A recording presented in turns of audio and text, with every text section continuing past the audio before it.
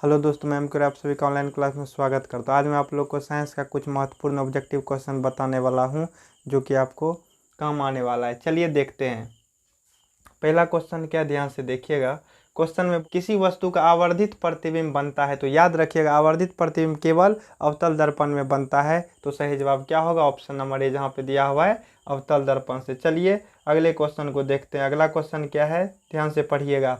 काल्पनिक प्रतिबिंब हमेशा सीधा होता है, ये बात आप लोग याद रखिएगा। काल्पनिक के जगह पे कहीं कहीं पे आभासी भी दिया रहता है। चलिए अगले क्वेश्चन को देखते हैं। क्वेश्चन क्या है, किस दर्पण में हमेशा आभासी और छोटा प्रतिबिंब बनता है? तो आप लोग जानते होंगे उत्तल दर्पण एक ऐसा दर्पण है जिसमें आभासी और छोटा प्रतिबिंब बनता है, जो कि ऑप्शन नंबर बी में दिख रहा है। सही जवाब क्या होगा?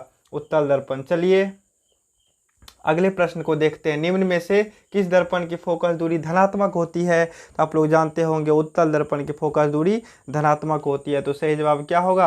ऑप्शन नंबर बी, जहाँ पे दिया हुआ है उत्तल दर्पण। अगले क्वेश्चन को ध्यान से पढ़िएगा।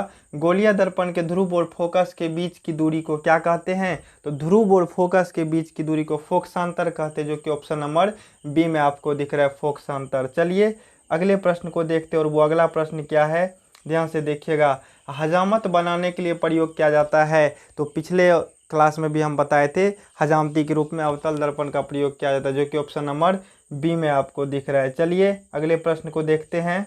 सोलर कुकर में प्रयोग किया जाता है, तो सोलर कुकर में भी अवतल दर्पण का प्रयोग किया जाता है, क्योंकि अवतल दर्पण प्रकाश की किरणों को एक जगह पे फोकसित करती है। ये अगले प्रश्न को देखते हैं। प्रश्न है, सर्च लाइट की परावर्तक सतह होती है, तो सर्च लाइट की परावर्तक सतह अवतल होती है।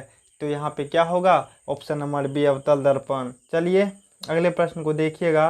क्वेश्चन है, रोगियों की नाक, कान, गले आदि की जांच के लिए डॉक्टर प्रयोग करता है। डॉक्टर कौन सा दर्पण का प्रयोग करता है? तो आपका सही जवाब होगा अवतल दर्पण का। याद रखिएगा, जब भी दंत चिकित्सक दर्पण का उपयोग करता है तो वो कैसा दर्पण होता है? अवतल दर्पण होता है, जो कि ऑप्शन नंबर ए में दिख रहा है। चलिए अगले प्रश्न को देखते हैं। प्रश्न क्या है, पानी में डूबे एक उत्तल लेंस की फोकस दूरी हवा में इसकी फोकस दूरी की अपेक्षा, ध्यान से पढ़िएगा, हवा में इसकी फोकस दूरी की अपेक्षा कम होती है, जो कि ऑप्शन नंबर बी में आपको दिख रहा है। सही जवाब क्या होगा? कम होती है। यदि उत्तल लेंस को पानी में डुबा दिया जाए तो उसका फोकस दूरी कम हो जाएगा, जो कि ऑप्शन नंबर बी में दिख रहा है।